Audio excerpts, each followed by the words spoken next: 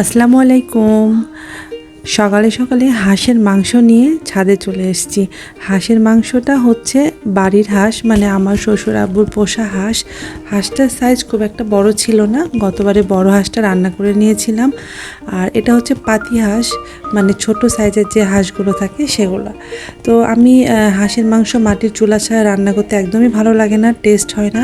তো ছাদে হাঁসের মাংস রান্না করে নিলাম। আর হাঁসের মাংসের সাথে পোলাও খেতে অসাধারণ লাগে, আমার কাছে তো তাই লাগে। তো আজকে আপনাদের সাথে শেয়ার করব কাঁচা পোলাওয়ের রেসিপি। মানে কাঁচা পোলাও বলতে কি, যে পোলাওটা ভাজবো না, একদম হচ্ছে ডাইরেক্ট গরম পানির মধ্যে দিয়ে দিব। তো আমি খুব তাড়াহুড়া করে মানে গরম পানির মধ্যে কি কি দিয়েছি সেটা বলতে মানে দেখাতে পারিনি আর কি। তো গরম পানির মধ্যে তেল, আদা রসুন বাটা, মানে যেগুলো যেগুলো দরকার আমি সব উপকরণগুলোই দিয়ে দিয়েছি। তার মধ্যে আমি হচ্ছে এখন গাজর দিয়ে দিলাম।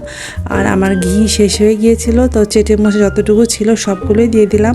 আর পোলাওটা একদমই ঝরঝরা হয়েছে, এই দেখেন এত সুন্দর হয়েছে এবং একদম সাদা কালারের হয়। তবে পোলাও অবশ্যই আদা রসুনের বাটা একটু দিলে পোলাওটা খুব টেস্ট হয়। আর এটা হচ্ছে আব্বুর জন্য রান্না করা হয়েছে কুমড়ো দিয়ে মুরগির মাংস, দেশি মুরগির ঝোল।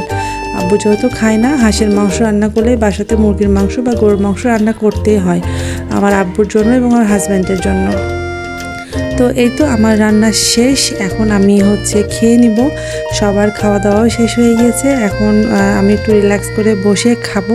তো এই তো ভিডিওটা এখানেই শেষ করছি। আমার ভিডিওগুলো কেমন লাগে অবশ্যই আমাকে কমেন্টে জানাবেন।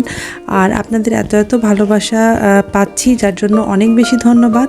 সবাই ভালো থাকবেন, সুস্থ থাকবেন। আল্লাহ হাফেজ।